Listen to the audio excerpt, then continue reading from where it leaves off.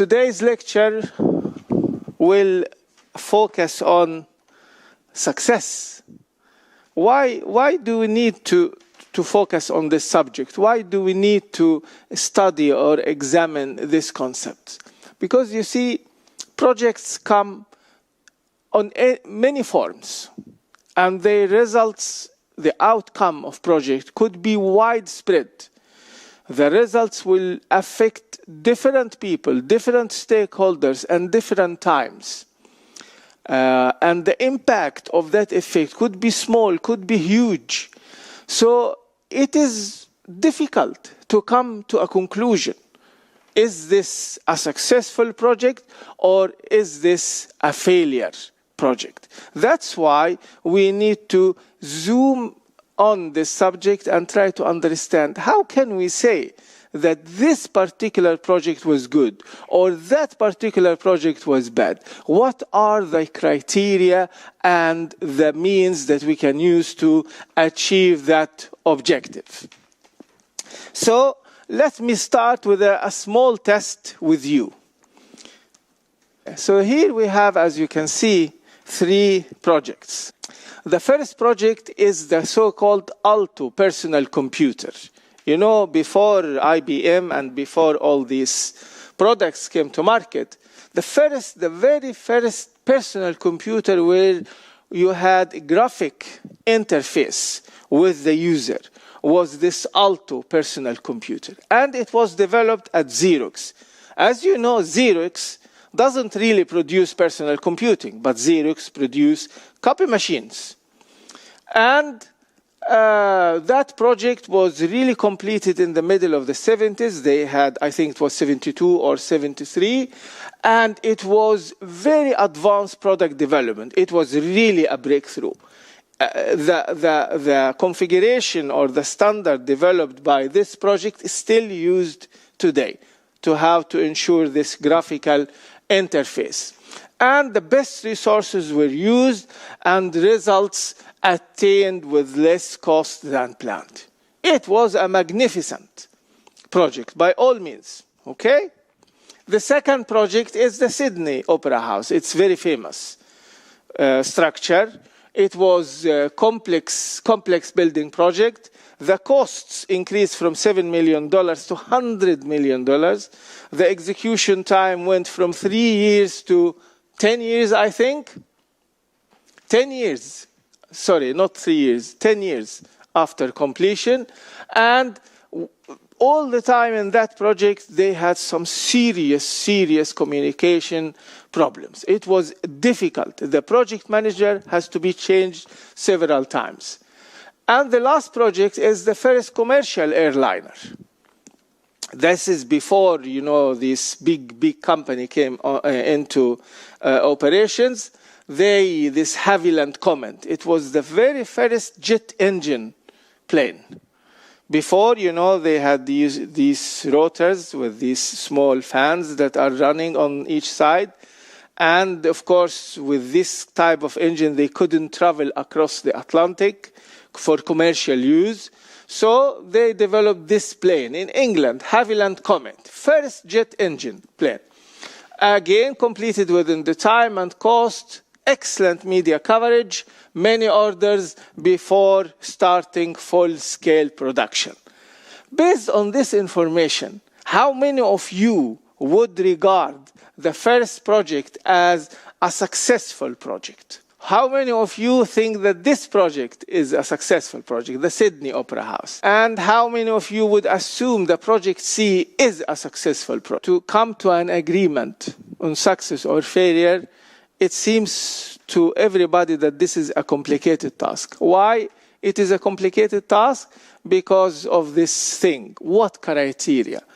Are we going to look about the needs, expectation, or original estimate? Or are we going to look at the end user satisfactions? Or are we going to look at the short-term impact or at the long-term impact? Another factor that complicates this analysis is who should be involved. Like, we are observers. We actually have no right to make any evaluation of any project because we are not affected and we will not be affected by that project. We just give an opinion. But in reality, in project management research, who should be involved is a critical variable. That's why it is customs to define the success criteria upfront for the stakeholders group that have stake in the project and try to manage the project so that these stakeholders at the end of the project would say that this was a successful project. So, but it's a discussion who should be involved, the general public or only the owners or only the main stakeholders. That could be challenging. And another criteria which is also difficult when you are making this assessment is how to measure. Like here, as you see on the diagram on the blackboard, when you measure cost on time, you can easily measure them. The original budget was 1 million and the final budget was 1.2 million. Then this is a cost overrun. But how do you measure satisfaction with the end results? How do you measure subjective opinions, which fluctuate, change over time? How do you measure that? This is also a challenge in project research. And then the final thing, when to conduct this assessment. As you can see, will you be conducting it here or there, or just right after the end, or 20 years after, or 30 years after? Perhaps the opera or the Sydney Opera House is an example of that. So success and failure are difficult to manage and define. Now, if you want to have an all overview about what are the typical success criteria. For instance, if you complete something, that should in itself, that could be a valid success criteria. If you complete at a certain date, that in itself is a success criteria. If you were targeting a return on investment, if everybody is happy. In the Norwegian, I can tell you something, in the Norwegian project management context, sometimes people deliver things on time with really good investment. But when you ask the people who are involved in the project, what do you think about that project? They will tell you it was terrible. Why it's terrible? Because they did not enjoy themselves. Sometimes a success criteria could be, no, I don't care about time or cost or happy or kusasai. The most important thing is 0 defects. When I deliver this, it should have a 0 defect. Hopefully, this one will lead to this one. You might have something that's 0 defect, and the end users will see, this is a criteria. But not all the time, by the way. Sometimes you deliver something with 0 defect, still you get complaint.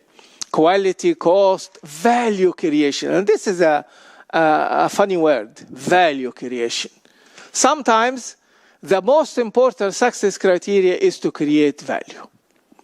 But then comes again, how do we measure this value creation and what kind of value? Is it a financial value? It is a strategic value? Is it a commercial value? What type of value creation? That depends, of course, on the project. So there are many criteria. But these criteria, if you look at them, they can be clustered. Some criteria apply here. Some criteria you can measure here, and some criteria you can measure at the end of the project. Therefore, when we measure success or failure, we usually don't use the word criteria, but we use the word clusters or groups of criteria. Who should be involved in the evaluation? As you said, that's a tricky question. Well, the project owner usually is a major contributor to this discussion. The end users or some of the end users could be involved in this discussion. Suppliers, general public, if the project concerns the general public, of course. The members of the project organizations could be involved, and of course the media. Media is the outlet for the general public. So they are involved in this evaluation based on the perception of the general public. As you can see, anyone can be involved in this evaluation. When we measure, there are two methods of measurement. We have the objective measurement and we have the subjective measurement. At the beginning of project management study, project management research, the scholars and the practitioners said, well, everything should be objective, should measure everything. Everything should be measured. If you can't measure anything, then you should not ask about it. But then we realized that numbers are made by people. And people can put anything in these numbers in order to gain an argument. So many now think this objective way of analyzing things and coming to conclusion is not really the right way. The best way is through negotiation. That the involved party, those who will be judging this project, should sit together and discuss their opinions. So now, project success is not really a yes or no. No, let's talk together. What is your argument? What are my arguments? There is only one danger. This looks interesting, right? But there is one danger when you are using the negotiation technique. There are always some groups, some stakeholders who are more powerful than others. So there is no guarantee that they will really discuss this matter like that we thought. But at least from a research point of view, there is a stronger reliance now on this. Let's talk about it. When the assessment will be done, this is another question that when we discuss success or failure, that should be considered. At handover, here, but here we only discuss one thing, cost, time, and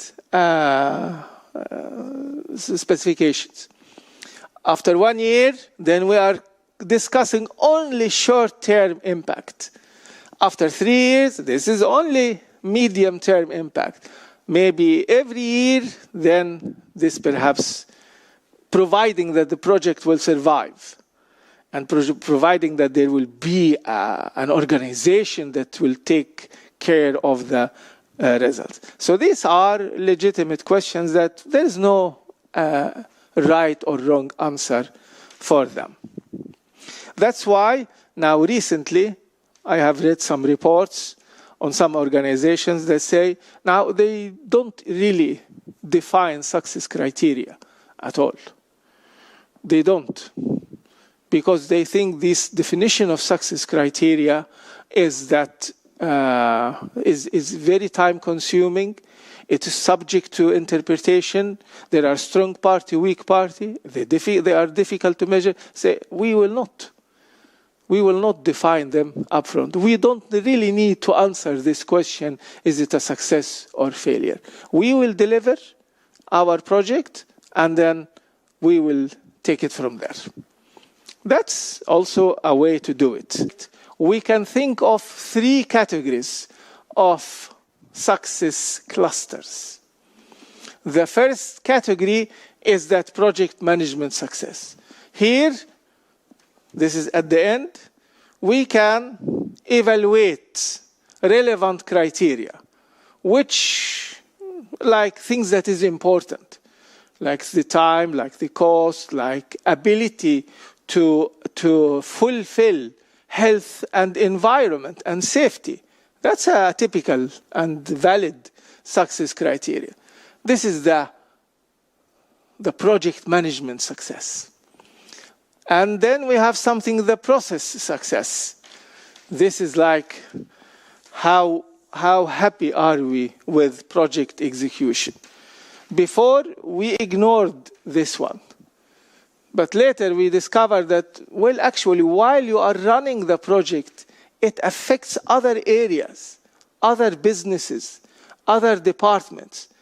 And you might overload them, you might cause other departments, other businesses to suffer, to not being able to deliver their daily requirements. And this is how project members or the contributors to the project feel about project execution, regardless of the results.